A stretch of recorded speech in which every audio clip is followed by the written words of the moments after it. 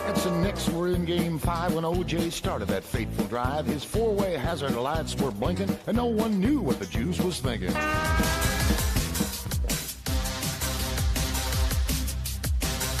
I've been to Reno, Chicago, Fargo, Minnesota, Buffalo, Toronto, Winslow, Sarasota, Wichita, Tulsa, Ottawa, Oklahoma, Tampa, Panama, Mattawa, La Paloma, Bangor, Baltimore, Salvador, Amarillo, Tocopilla, Barranquilla, and Padilla. I'm a killer. I've been everywhere, man. I've been everywhere, man. Across the desert bare, man. I breathe the mountain air, man. Of travel I've had my share, man. I've been everywhere.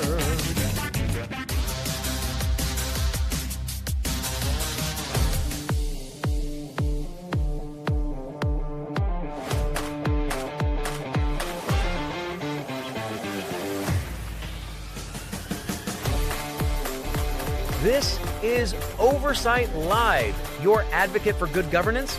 We're putting the site back in. Oversight. Here's the watcher on the wall, your host, Ben Carpenter.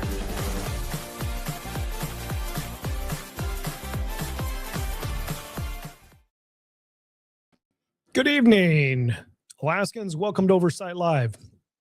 Or you might be wondering, what is Oversight Live? Well, Oversight Live is your road to Juneau until a real one can be built. Our state capital in Alaska and our legislature is only accessible by ferry and by plane. There is no road, and this means it is prohibitively expensive, both in time and money, for Alaskans to provide oversight of their government, at least in a physical sense of being present, right? Well, just because we've got a road means that there's a bigger challenge than we have with than most Americans do in providing oversight in their own states. But because of technology, that is not a super valid excuse anymore. So what do we do here at Oversight Live? We bring you relevant and timely content of things that are happening down in Juneau, down in our state capital, down in the legislature, using technology to bring it to your living room or wherever you're going to watch it, on your phone or wherever. Okay. There's a lot going on down there. And so I'm going to use my experience to help bring you what I think is relevant and what you really need to know, what's timely. I spent 6 years in the legislature, and I can speak the lingo. I understand what's going on down there. And so when you're watching and you've got questions on what's going on, feel free to ask the question in your chat window. We're streaming on YouTube, X, and Facebook. And if you've got a question in real time, just chat it away. I'll do my best to answer your question. And if you're watching the recording and you have a question, don't hesitate to drop me an email at producer@oversightlive.com, and I'll do my best to answer the question. If you got a really good question, and really there are no dumb questions, I'm going to use it on air. Don't be surprised if I do, because the purpose of this show here is to edify all of us, help improve our understanding of what's happening in our state capital. So keep the good questions coming. That's how we all learn. All right, we're going to attempt to have some fun too. I will try to keep things lively and bring some humor into it. Anyway, let's see. Good evening, everyone. Good evening. Christopher, it's good to have you with us. Let's see. First things first today. We'll get this out of the way. We've been spending a lot of time on Senate resources and what is going on with the gas pipeline. We're going to get a really quick update from Senate resources. Just thought I would bring this to your attention and let you see what's happening down there real quick. Present Senator Dunbar, Senator Kawasaki, Senator Myers, Senator Clayman, and myself, Senator Giesel. Senator Wielkowski is excused, and Senator Rauscher will be joining us on the phone today. We have a quorum to conduct business. Thank you to Heather and Chloe for keeping us operational here. We have 4 items listed on the agenda today. Senate Bill 280, oil and gas property tax, municipal tax. We had anticipated having a committee substitute available today. It is not available, so we are setting that bill aside. Okay, so nothing happened today in Senate Resources with Senate Bill 280 or 275 regarding the the gas pipeline. So that will likely be taken up Monday or Tuesday or next week sometime, and we will bring that to you. Next things first. Next on the agenda, we're going to jump over to, I believe this is, no, we don't want that one. We want the other one here. This one. We're going to Senate Finance. As soon as I can get my my thing here to do what it's supposed to do here. All right, we'll go to Senate Finance and hear the latest on the defined benefits pension plan that is before the Senate Finance Committee. Today by Chair Olson, Senator Keel, Senator Merrick, Senator Kaufman, Senator Cronk, myself, Stedman. Senator Hoffman is excused and will not be attending this morning. We have one item on the agenda. We're going to take a quick look at HB 78, which is the retirement system defined benefit option plan that we've been working on for a while. The retirement system dealing with the state and most of the communities around the state. We have a motion to adopt a CS. Senator Keel. Thank you, Mr. Chairman. I move that the Finance Committee adopt Senate CS for House Bill number 78, Finance version T, as in Talkeetna, as our working document, and bring it before the committee. Okay, I will object for discussion and ask Ms. Liz Harpel to come forward. She's staff to Senator Olson and the lead aide for legislation at the Finance Committee. Can you please walk us through what's in front of the committee today? Thank you. Good morning. For the record, Liz Harpold, staff to Senator Olson and the Senate Finance Committee. The CS before you, version T, incorporates amendments that were adopted during last week's meeting to version H of the bill. We've had a few versions before us now, so just want to make sure we're all playing from the same sheet of music. The amendments adopted, the first one raises the upper limit of public employee retirement system, or PERS, defined benefit employer contribution rate from 22 to 24%. This would be a recognition that you have to put more into the fund, into the retirement system in order to keep it solvent in some cases. And so they have to raise the limit on what it's going to cost government to pay for this defined benefit system. Change is found in section 70. The second amendment adds a new requirement that a member of the teacher's retirement system, or TERS, or a member of PERS who reaches retirement age with at least 10 years of experience must be an active employee for at least the 12 months immediately before applying for retirement to receive medical benefits. These changes are found in sections 33 and 92. And the third amendment that was adopted allows the Alaska Retirement Management. Okay, the second amendment is, if I understand correctly, is to prevent somebody from having a number of years of service and coming back into service and immediately retiring with the new pension plan. You got to put in a year's worth of work before you can retire on the pension plan if you've got enough years to retire. Board to adjust the contribution rate of TERS or PERS defined benefit plan participants to a rate above 12%, but not less than 8%. This change is found in section 8 and 65. And the contribution rate of TERS or PERS defined benefit plan participants to a rate above 12%, but not less than 8%. This change is found in section 8 and 65. And that concludes my explanation. Okay, so both the state, the government, and the employee in the new CS have the potential of paying more than what they did in the previous CS for the defined benefit system. So this is, again, the only reason you're doing that is because whatever dollar figure you had before didn't work out economically. And now you have to raise the contribution limits or the limits in order for those times when you may need to have more put in due to inflation and low returns in order to try to keep it solvent. This is a bad idea. But I have a sneaking suspicion that you're going to see HB 78 passed out of the legislature, sit on the governor's desk, along with a governor's requested LNG pipeline bill that doesn't leave the legislature until HB 78 is passed. That's what my guess is.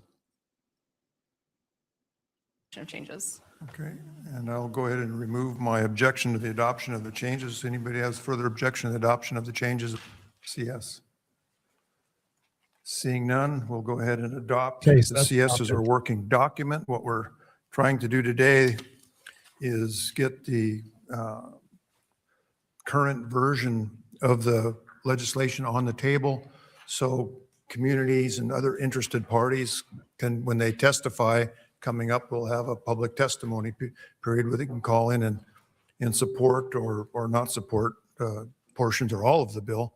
So they're speaking to the right version of what's in front of the committee because there's been these changes. We have any further comments from the committee? Any questions from the committee? Okay, we'll go ahead and set this bill aside. Okay, that's it for Senate Finance for tonight. So Senator Stedman has not traditionally been a fan of the defined benefits system. And so he is, but he's got a committee that wants to see it move forward, a majority members of the committee, I believe. So he doesn't really have the votes to stop it from happening. And he doesn't have, and that means that they'll roll the chair and they're going to require him to bring the bill forward and move it out. So it is an HB. It's a House Bill 78. That means it's already passed the House. The changes that are be made in the Senate have to be agreed to by the House, which is likely to happen. And then it would go to the governor for signature. So I think this is what you're going to see. You're going to see a quid pro quo here. HB 78 and the tax bill. If the governor vetoes HB 78, there's no way he's getting his tax bill, his gas line bill. That would be my guess. just knowing the people there. Okay, let's stop sharing that. I want to educate us tonight on something that was created here and has been moving forward for a while now with regards to alternative energy. So there was a briefing in the House. Let me get this right. It's the House Special Committee on Energy, or House Energy Committee, but it's a special committee. It's not a standing committee. It's a special committee.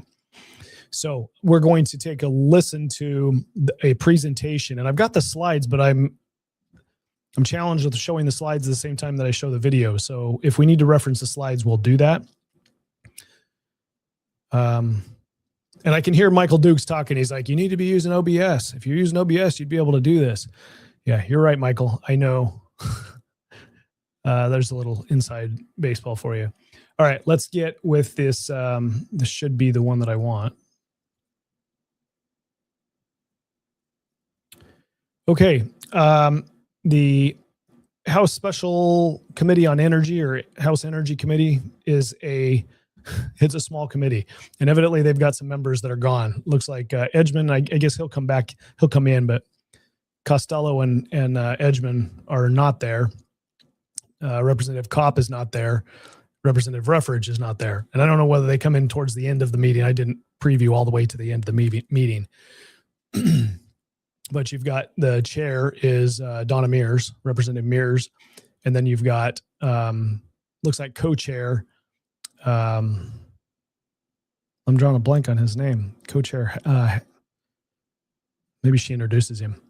I have never served with him. The name is on the tip of my tongue, but I'm escaping. Let's start playing here. So maybe she tells us. Today's agenda, we have an update on the progress of the Alaska Sustainable Energy Corporation, the state's recently established Green Bank. I was very happy to work on that. support that legislation just a couple of years ago. We are joined by Melanie Lucas Conwell, Director of the Alaska Sustainable Energy Corporation. Please join us at the presenters table and put yourself on the record and begin your presentation.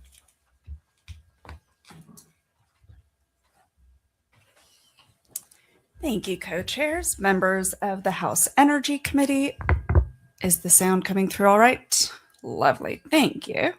For the record, my name is Melanie Lucas Conwell, and I serve as Director of the Alaska Sustainable Energy Corporation, which I will refer to as ASEC for short. Thank you for the opportunity to provide an update today on ASEC's development, our financing role, and our current work to connect capital with energy projects in Alaska. Good question, Craig. Craig asked a really good question that we'll take a second here to answer. How can you hold a meeting without a quorum?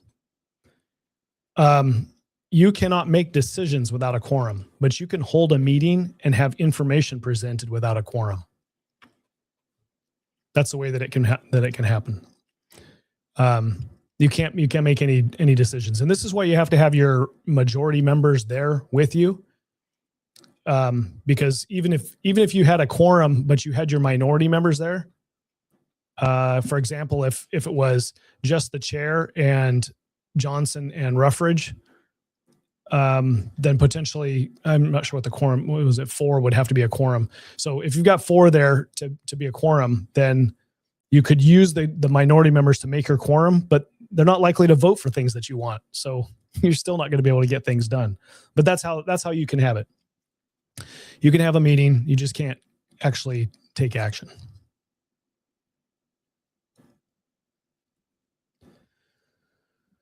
Okay, let's hit play.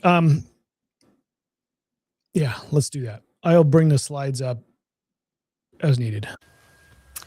On slide 2 are the topics that I'll cover today, starting off with a brief overview of ASEC and where the corporation stands today. Second, I will explain how the financing model works, that we connect capital, public and private capital sources to projects in Alaska. And third, I'll close off with what is ahead, including current program design and next steps. On slide 3 is our statutory role. So under Alaska Statute 1856-086, ASEC's purpose is to provide financing or facilitate the financing of sustainable energy developments in Alaska or projects delivering energy to Alaska with a... Okay, so let me quickly fill you in here. So in the previous legislature, the governor put forward a bill that was a bill modifying the Alaska Housing Finance Corporation. And it did a number of things in that bill. And one of the things it did was give the AHFC the ability to create subsidiary corporations for the purpose of sustainable energy development. Okay. So in early 2025, the AHFC, Alaska Housing Finance Corporation, created this ASEC, ASEC is what she's saying, the Alaska Sustainable Energy Corporation. And so it was stood up in early 2025. So this whole year has been trying to figure out what it's going to be doing, right? As we're listening to this briefing, it's a brand new corporation. So not much is going to have been accomplished thus far, a year into this. But let's listen to what she has to say. The focus on residential buildings, commercial buildings, and community facilities. In practical terms, that means that ASEC's role is not to replace private lenders, and it is not to function as a grant program. Our role is to help build financeable transactions, reduce barriers that prevent projects from moving forward, and position public capital in a way that can attract and work alongside private capital. Slide 4 puts our statutory role into more practical terms by showing the market function that ASEC was created to serve. This captures the essence of our role and the market gap it was created to fill. During the legislation creating ASEC, the corporation was sometimes nicknamed the Green Bank, but that is more of a term of art or shorthand than a precise description of our work. In practice, we are a bridge between capital and project demand, helping connect public financing tools, private lenders, developers, building owners, local entities, and other partners so that viable projects have a better path to financing. In other words, ASEC is a market connector and transaction partner. We are not a depository institution, and we are not designed to displace private lenders. Instead, we are intended to use limited public capital strategically so that private capital can participate more readily in projects that otherwise may be considered too small, too complex, too innovative, too difficult to underwrite on a standalone basis. So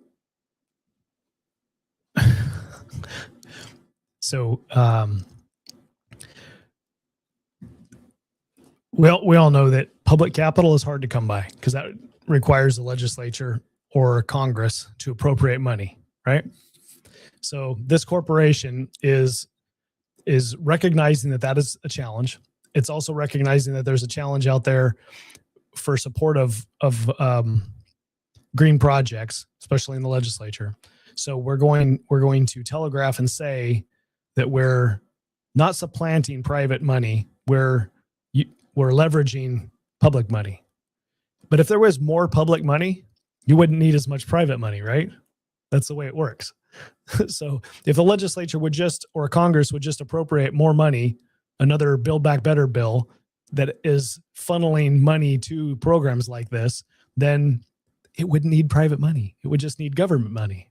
And this corporation would then hand it out to programs and things, building programs, energy conservation programs. And anyway. That is a role I would emphasize for the committee. ASEC's value is in structuring, convening, and reducing friction between capital sources and sustainable energy projects in Alaska. Slide 5 shows the key milestones that brought ASEC to where we are today. House Bill 273 was signed into law by Governor Dunleavy on July 31st, 2024, allowing Alaska Housing Finance Corporation to create a subsidiary for the purpose of financing sustainable energy developments in the state. And ASEC was later incorporated on November 5th, 2024, as a nonprofit subsidiary of AHFC. I'll make a note that unlike AHFC, ASEC's operations are funded by general funds, and we held our first annual board meeting on January 29th, 2025. I was hired on October 28th, 2024 as ASEC's first staff, and happy to share that 2 months ago was joined by the second staff member as program coordinator, which is very exciting. The corporation has been built on a lean structure using AHFC's shared services for administrative support, accounting, human resources, and related functions, while ASEC itself can remain focused on fundraising and program development. Since incorporation, we have pursued a number of outside funding opportunities, including approximately $21 million in federal grant applications during a period of uncertain federal funding. One award that did move forward was the ICLEI Municipal Investment Fund grant that allowed us to fund market building activities from September 2025 until a month ago. In parallel, we continue to advance opportunities with a more certain implementation path. And in November 2025, we entered into an agreement with the Alaska Energy Authority to administer their U.S. Department of Energy Energy Efficiency Revolving Loan Fund program, which I will discuss later in the presentation. I will also note for the committee that we had explored a $10 million low interest rate loan opportunity with the Coalition for Green Capital, but that opportunity was not pursued further due to federal funding uncertainties and ongoing litigation affecting those funds. Slide 6 summarizes the types of projects that Rick asks a question. How long is this going to last? Rick, you got to be more specific. Are you talking about this committee meeting or the the push for renewable energy? Which one are you referring to? qualify under Alaska Statute 1856-900.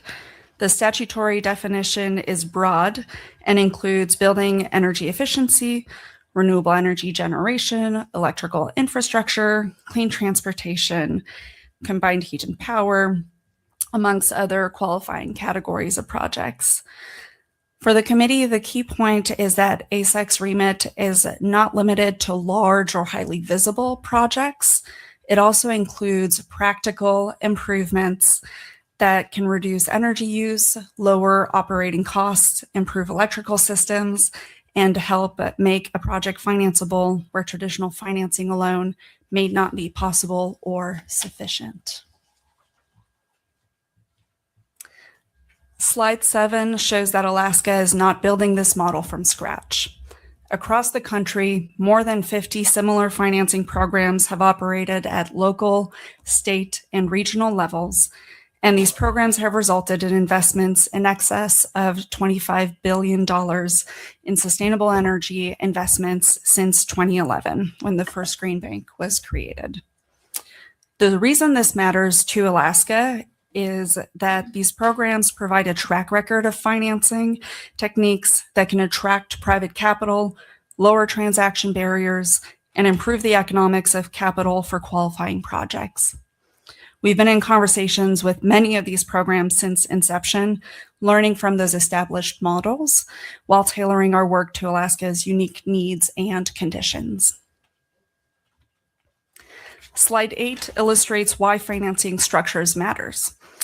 If a project can reduce monthly energy costs, then targeted financing can allow those improvements to be paid over time while still delivering lower overall operating costs to the borrower, as this graph illustrates with solar as an example. This principle is especially relevant in Alaska, where high energy costs can make cost-saving improvements economically meaningful. Okay, got to pause here for a second. We're going to jump over to this slide. Okay, this is a slide deck that she's going through. So she says that this is not, we're not paving the way here. There's other green energy banks, green banks all over the United States, okay? So this is how federal grant money is getting dispersed to grow and subsidize the alternative energy, the wind and solar folks, right? So here's what she's saying. She's saying that if you are an entity, you are a person or you're a business, and you have grid electricity and you have your total utility bill, okay? If you can cut your utility bill by bringing in solar and you take a loan to do that, and there's what you spend on the loan plus your leftover utility bill is less than what you were spending on your utility bill, then that savings is positive to you. Yay. So your business now has less overhead. Okay. So this solar loan repayment, solar financing is the advantage here that they're offering here. So what she just said is she went out for grant money. I would like to see what those grants actually say, whether that is money that is, she says it's grant money. So it's federal money that comes to the state, to this corporation to hand out, but does it get handed out as grants or does it get handed out as loans? The slide before is projecting or highlighting that there's some sort of solar loan payment. So when you look at the next slide, does this mean that if you're using private capital, because private capital is not going to just give you money, so there's going to be some sort of a loan here. But when they say credit enhancement or ASEC government money here or ASEC origination, I don't know what origination, what this actually means here, but if you're taking the money that's coming from the federal government or from state government for that matter, and you're applying it to a particular project to reduce the cost to get to the point where the business can take a loan and they can spend less on energy, then you're subsidizing using solar or wind in your business model. So here's the argument that I've been trying to make, is that if solar and wind were cost effective, businesses would already be doing it. But it only becomes cost effective when there's federal money or government money and a corporation like this to hand it out to make it cost effective. So you've got lots of people that say, oh, this reduces my energy bill. Okay. But it only does that because taxpayers somewhere else helped you get it installed in your business. It isn't cost effective for you to do that if you consider where the money's coming from that other people are having to pay so that you can install your solar panels. Okay, so those were the slides. We're getting ahead of where she was at. Let me stop and go back to her presentation.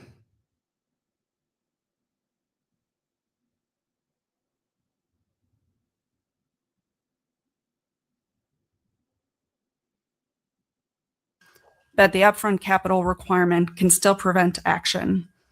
In those cases, the challenge is often not whether a project has value, but whether financing can be structured in a way that matches savings, project risk, and repayment. That is where ASEC can play a useful role by helping align project economics with financing terms and the right capital partners. On slide 9, there are additional examples of financing techniques that programs like ours have used. These include credit support, co-investment, and aggregation, each of which can help private capital enter into a transaction under better terms than a project might achieve on its own. For example, credit support can improve lender confidence by absorbing a defined portion of risk. Co-investment can place public capital alongside private capital in a way that helps close a financing gap. And aggregation can combine smaller projects into a larger and more efficient portfolio that is easier for capital markets or private buyers to evaluate and finance. These are examples of tools, not a representation of what we are currently offering these projects today. The broader point for the committee is that ASEC's mission is to catalyze private financing, not substitute for it, and to do so through different structures to make projects more financeable. Slide 10. So the word substitute is being chosen here. It is not saying it is not. Imagine if the business community, the banking community saw that the green bank was created, right? That's what they don't want to call themselves, but what they are kind of calling themselves. And the green bank has got a bunch of money, and the green bank starts loaning or giving money that the private banks could have been giving. Then you've got a competition between government money, taxpayer money, and private money. So what they're being very careful here to say is we're not supplanting private money. We're bringing in taxpayer money, and they're not using the word subsidize. They're using a bunch of other fancy words, but that's what it is. If you're bringing in grant money from the federal government and you're applying it to a process that makes it so that the buyer or the company who's trying to get the loan, struggling with the right word there, that buyer can't afford the loan. Okay. So this corporation comes in and it partners with and brings this federal money in and enables the loan to go forward because it's private, it's public money, it's taxpayer money to help them lower the risk or the down payment or whatever it is, whatever the structure is that they need help with. So all of the fancy words that are going in here, all it means is taxpayer dollars are coming in to help private business get into alternative energy. your local utilities are fully in support of things like this, because it means that businesses would be shifting from, say, let's say natural gas or oil to solar and buying more electricity through whatever process they're going to be doing if they're not able to meet the demand with their solar energy. This whole electrification and the whole push to go solar and wind is being supported all throughout. And this is why I tie this in, and why it's important to have the conversation, is that this is because there's federal money involved, and because there are the AEA, Alaska Energy Authority, now the AHFC, and the ASEC corporations that exist, these entities, government entities exist to try to move the economy towards this electrification of stuff, of all of our economy. Get as much wind and solar out there as possible. Okay. If it was feasible, if it was financially feasible, they'd be doing it on their own and they wouldn't need federal grant money. And I am making the connection that says what makes it even easier for them to be able to do something like this is when they say, I can save money. Look at what the cost of gas is. And now with this subsidy, the cost of electricity is less than the cost of gas. So I'm going to go with this government program, this help here to get my energy assistance and get my solar panels installed. And therefore I'm saving money. My business is actually saving money because I'm going this direction, and the alternative is paying high cost gas. So why would the entire industry that's set up here, why would they want a gas pipeline to come in and reduce the cost of gas? Because then the consumer would come in and they'd be like, well, gas, this is still more expensive than if I just get this gas that comes from the North Slope. And it makes it harder for this social concept of transitioning to wind and solar. It just makes it harder to do. So this is why I'm trying to connect the dots that says there are people in our state, there are decision makers in the legislature, and there are bureaucrats operating, influencing, public utilities influencing, that are saying, let's not build a pipeline. The pipeline's it's not where we want to go. We want to go to this energy transition. Importing LNG is easier for us to do the energy transition because, yes, we need gas right now, but we're going to transition. We won't need gas forever because we're going to transition. Never mind, the transition's never going to happen in Alaska with wind and solar. It's not going to happen. But this social concept is moving forward. They kill the pipeline. We import LNG. We keep the prices high.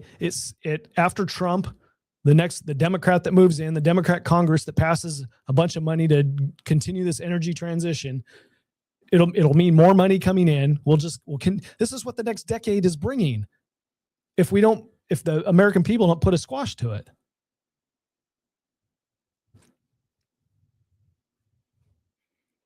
I am all on board for energy sources that make sense, that are reliable, they're firm. In Alaska, that is not solar. Maybe there are some places where wind makes sense. There's nowhere in Alaska where solar makes sense. Not on large scale. So I don't know that this is evidence. all I'm trying to show you is that this is some of the underlying factors that are helping prop up the conversation with regard to the energy transition. And this process that's being put in place here, this corporation wants to see a competitive nature out there that makes it easier for them to do their job and for them to get people on solar projects. Okay. That means high cost gas is a goal. It is a helpful thing for them to have that happen. And the only way you're going to have high cost gas is either import it or get it out of South Central Alaska. So this is why I think that there is a very high likelihood that there are people within our state that don't want to see Glen Farm succeed. They don't want the legislature to play ball and make it easy for the legislature or for Glen Farm to succeed. Summarizes a request for information that ASEC used and released last June to begin identifying project demand across the state. While the responses were limited, the RFI still showed substantial demand, with financing needs reported at approximately $177 million, with total project size reported at about $434 million. The responses came from a range of participants, including tribal entities, community facilities, private developers, and local governments. And the projects ranged from smaller building-related improvements to much larger generation and infrastructure proposals. From our perspective, this information was important because it confirmed that the state has project demand for seeking capital, and that one of ASEC's clearest role is to help organize that demand into financeable opportunities that can connect with public and private sources of capital to realize them.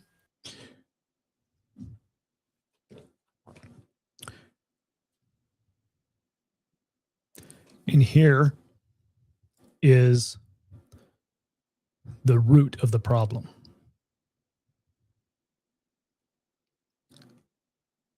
At the federal level, the federal government level, 1/4 of our budget is debt. So that means every program that comes out of the federal government, unless it's got an earmark for some other source of revenue, if it's coming from general funds, it means that 1/4 of all the dollars that flow into this state, flow into every state, are debt. It's debt money. It's financed. And the reason that we continue to do that is because there's a demand, and she just highlighted it, that they've done their survey, and there's lots of demand from industry and from government, from tribes and from private industry for federal dollars to help them get into solar, because the alternative is high cost gas, high cost electricity, because electricity is generated off gas, off high cost gas. So instead of building a pipeline to reduce the cost of gas, there's incentive here throughout the whole government. This left-leaning, socialist, green idea that we can save the planet from ourselves, and then we just have to put solar panels up.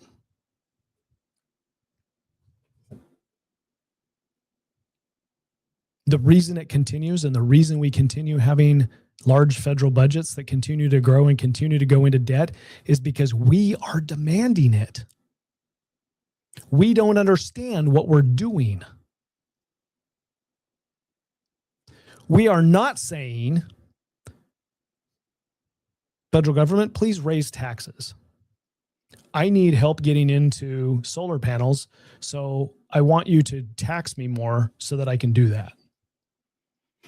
We're not saying at the state level, please institute an income tax or a sales tax or a corporate tax that applies to everyone and not just C corps, so that we can have subsidies so that we can get into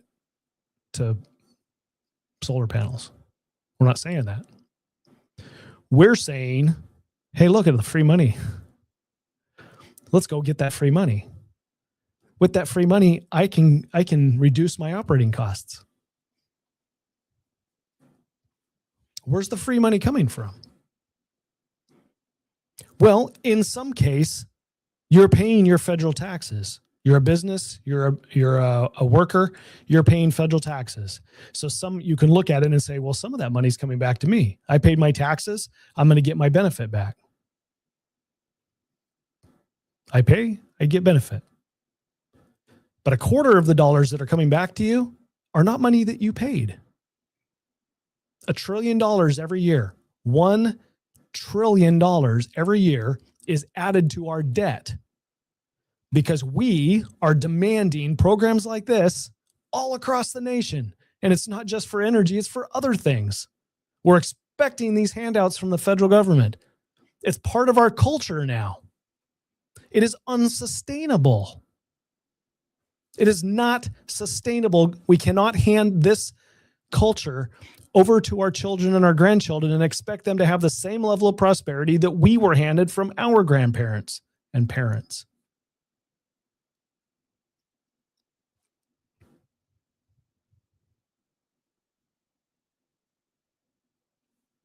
But who's going to raise their hand and say, I'm going to do the hard thing and I'm going to not take that government money.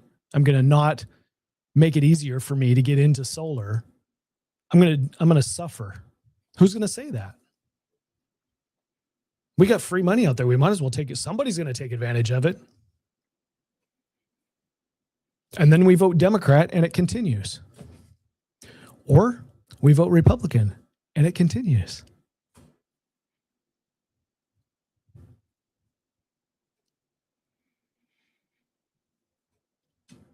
This is a this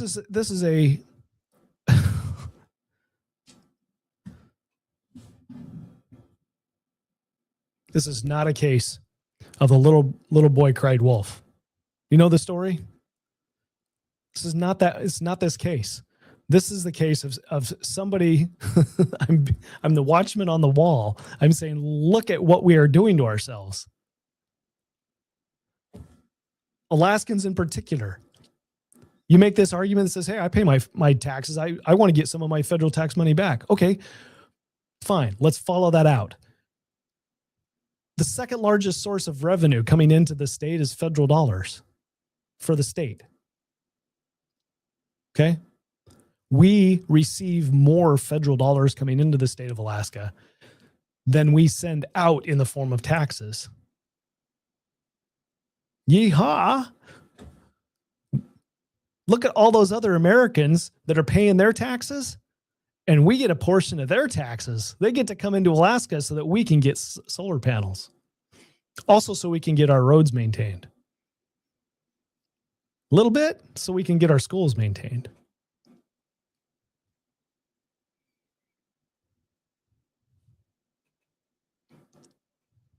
News media is not talking about it. Political parties aren't talking about it.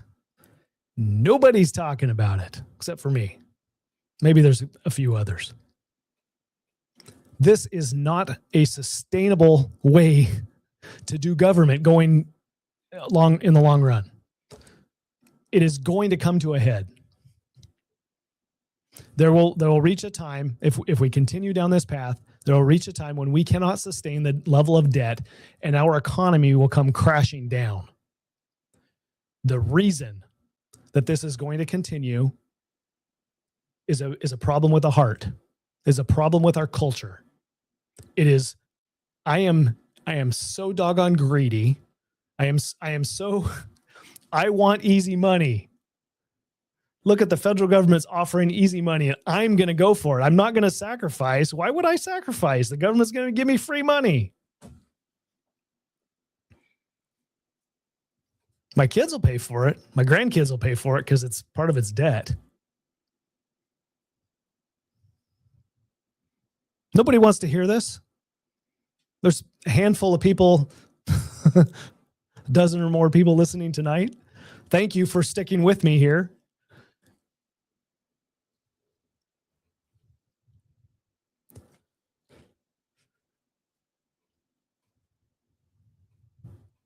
There is a way to achieve the things that we want to achieve. There's a way to get solar panels. If that's what you want to do, there's a way to do that. But it requires you to prioritize your money. Prioritize what you want. Do you want low-cost energy? Well, then if you just make the decision that says we're not going to be using other people's tax money, we're going to figure out a way to do it. We got an option with a pipeline to be built. Private industry is going to build it. Private industry is going to go out and find capital to build it.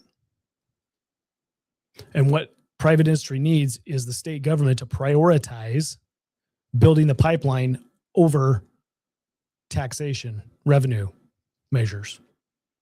Meaning it would be better for us in the long run to have a generational pipeline producing firm energy, reliable gas at a pretty good rate. Less than what we're paying when we're importing it. Less than what we're paying when it comes out of Cook Inlet. That's going to benefit us. And it doesn't require the federal subsidy that we're seeing here today. It's us being self-sufficient. It's Alaskans being self-sufficient with our own energy.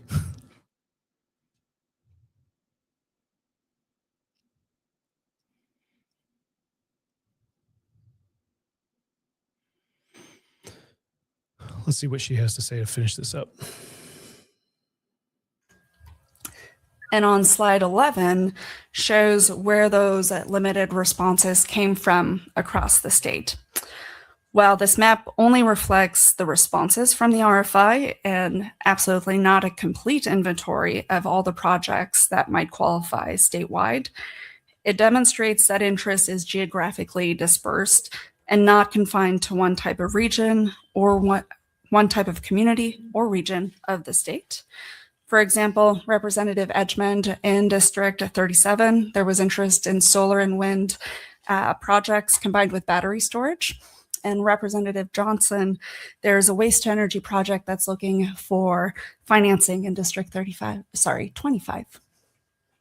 Okay.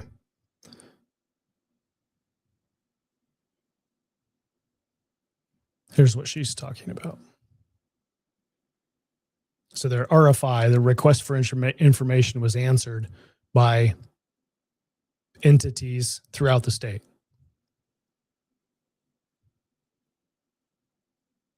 Where there's free money to be given out, people are going to demand it. They're going to ask for it. And nobody's asking where it's coming from, who's paying for it.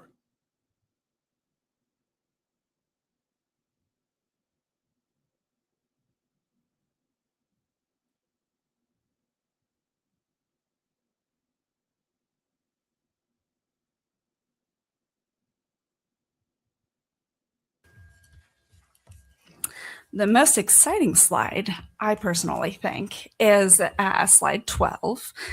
It is our most concrete and exciting example of our financing work.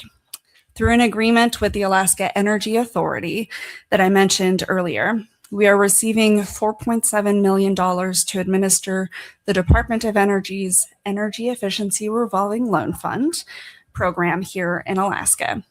The funding's goal is to capitalize a revolving loan fund for residential energy efficiency improvements that are identified through an energy audit with terms that may extend up to 15 years depending on the useful life of those upgrades. Some examples of improvements that are eligible with these loans are ventilation, insulation, windows, electrical panels, and possibly solar and heat pumps if they are paired with energy efficiency measures. Because principal and interest come back to the loan fund over time, this structure is designed to revolve and continue supporting additional loans beyond the DOE period of performance. And as a subsidiary of AHFC, we are lucky to be able to learn from other departments in our own building, given their extensive experience with residential energy-related and loan programs. Additionally, early conversations with lenders have been very positive and encouraging. The current target launch date is the first half of 2027, and we hope that this program will be an attractive one for all of your constituents. Okay, if loans were possible without federal money, without state money, then the business community would be giving them, right? So for some reason, state and federal money is required for entities to get business loans to put in wind and solar. It's, offering the loan is not nearly as bad as offering a grant, and the money just is taxpayer money is handed out and given to others. Loan is marginally better. Now we've got a repayment, hopefully, that happens, and that repayment plan is over time. There's interest associated with that, even if it's a low interest rate, and it comes back to the state fund or the corporation's fund. Okay, so that is better than a grant handing out free taxpayer money. I will admit that. Why does it have to be taxpayer money?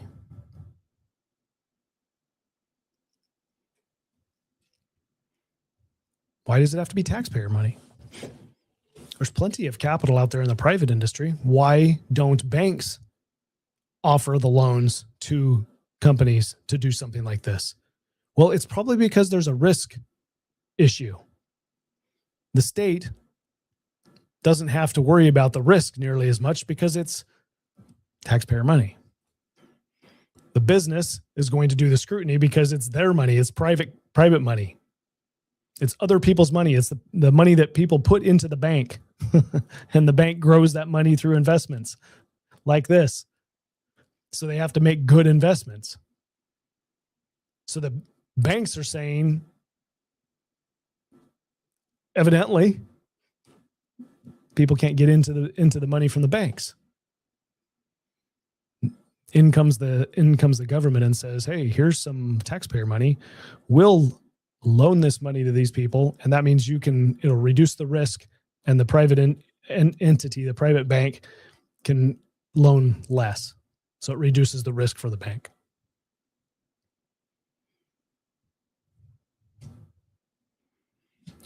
It all leans to the point that the wind and solar, if you didn't have government money, if you didn't have taxpayer money, because there's no such thing as government money.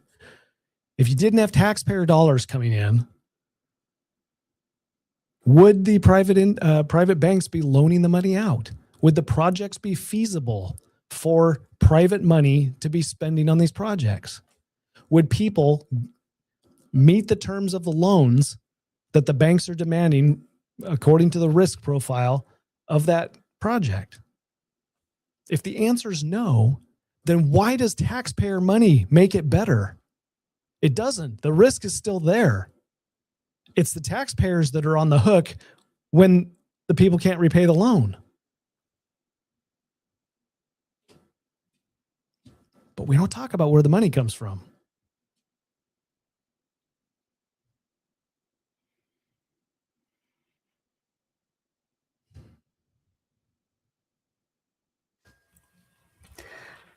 Slide 13 shows where you might continue to connect and meet with us in the coming months. Most notably, I will be moderating a panel at the Alaska Sustainable Energy Conference. Okay, we're done with that. Okay. I have to be completely transparent with you, and this is a little bit painful for me. I looked up the bill because that was passed last legislature when I was in the legislature, and I voted for that bill, as did almost every other member.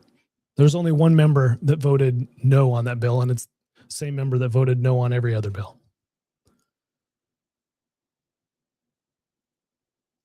I remember having conversations about the bill, and I remember the conversations around AHFC and the changes that were necessary that made sense within AHFC. I don't remember having the conversations about AHFC creating new corporations, but I just reviewed the bill, and if I had paid more attention, I would have seen it in there. Did I see it and just glaze over, or I don't know. I don't know, but I'm looking back on it. I'm like, I wish I could take that vote back.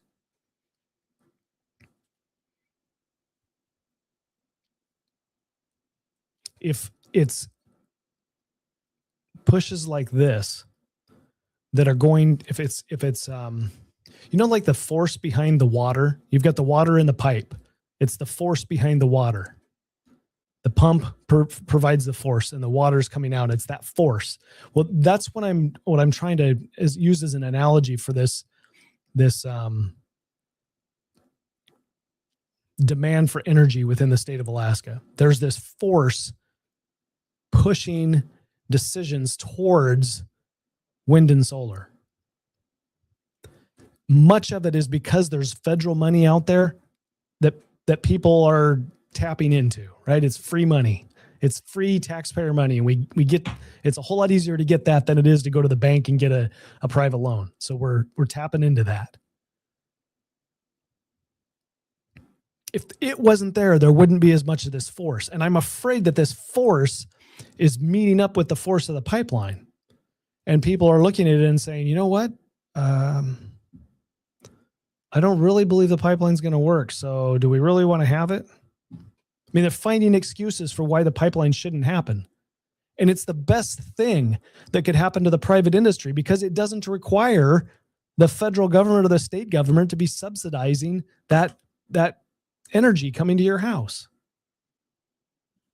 Now, one can argue that the state spent a whole lot of money getting the project to this point through permitting and all of that. So that you could argue is state money or government money subsidizing the energy project, or it's just investment in this firm energy. Just like the hydroelectric dams that get built. Bradley Lake's got a hydroelectric dam. You got a lot of dams down in the Pacific Northwest that are providing electricity, right? Government money helped build those things. It's because you and I can't do that. Wind and solar? You want solar panels on your house? Go buy them. You want a mega project for solar to put a bunch of solar panels up? Does it produce electricity all the time? No, it doesn't. Why would you do that? It can produce electricity sometime. There are other options that are more firm and more reliable. But we're going this direction. We're going the direction of solar panels because there is a government industry pushing us. It's the force behind it is this government money. And much of it is just debt. So I think it's of the utmost importance that people who are paying attention to what's happening, you contact your legislator and you tell them that the wisest thing that the state could do is support Glenn Farn's requests to move this pipeline forward. Build your own force with people who want to see the pipeline go forward for future generations, for ourselves and for future generations.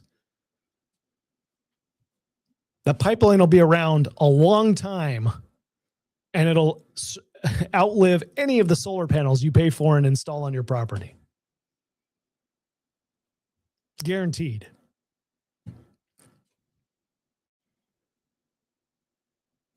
Pipeline's going to be here 50 years or more, 50, 60 years. You're going to have to replace your solar panels twice in that time frame. Can you afford to replace your panels by yourself?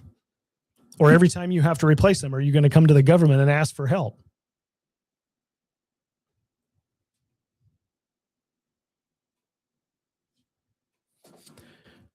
I would love for one day there to be some sort of energy, some magic bean, some magic energy technology that we develop where we don't have to rely upon gas. We don't have to rely on solar. We've got this magic nuclear or some other energy source. I would love for that to happen. But until that time happens, we need to make wise decisions with our money. We don't need to be relying upon federal debt to subsidize our energy decisions here in the state of Alaska. We need to put our money to use with firm, reliable energy that is proven, and that is a gas pipeline. It is not wind and solar. And that's where I'll leave it. I am sorry to you all for my vote with this bill. There's probably something in the bill that I looked at and I said, well, that needs to happen, and something that I missed. It could just be that it was the governor's bill and we were supporting the governor. I don't remember. It's several years ago. Anyway, that's me being transparent with you. We all make mistakes. Maybe I'm being too hard on myself. Maybe I'm being too hard on these guys. If the money that's being used is only being used as loans, well, then there's not a whole lot of damage being done unless the loans don't get repaid, right? Right. With the money. But it's growing the force that's pushing the economy and pushing the narrative towards wind and solar. The more people who are demanding that is the fewer people that are demanding a pipeline. Why do I need a pipeline if I've got wind and solar? Nobody's thinking that you got to replace your pipeline, replace your solar panels twice or three times in the length of time that the pipeline will be here.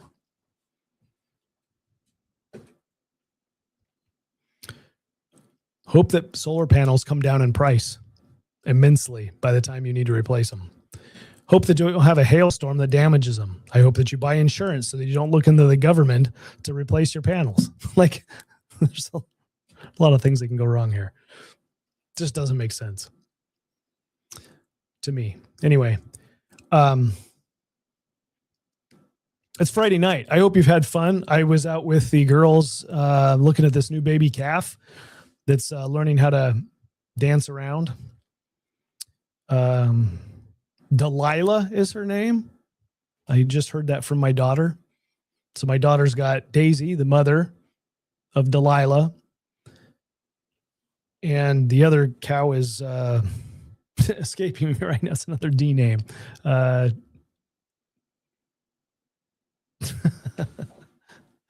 that's embarrassing. It'll come to me as soon as we end the show. Anyway, 3 cows on the property. All of them have D's for the first name. All look like Herefords. Daphne is a baby. Delilah's the other cow. Okay, I got it wrong. Whatever. They're just cows. They're just names. Daphne's the baby. Delilah's the mother. Delilah is the other cow. All right. You know, real farmers, real ranchers that have a herd of cows, they don't have names for their cows. They're just cows. There. I said it. All right.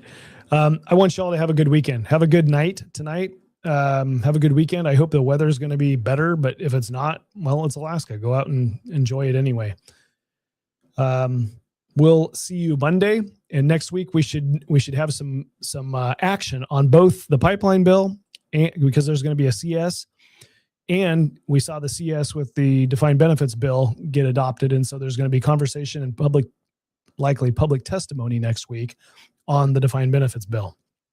That's another opportunity for you to get engaged and call in and tell them what you think about defined benefits.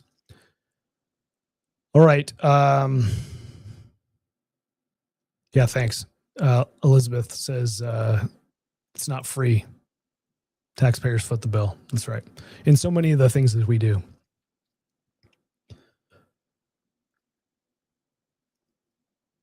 All right. Have a good night. We'll see you Monday. Adios.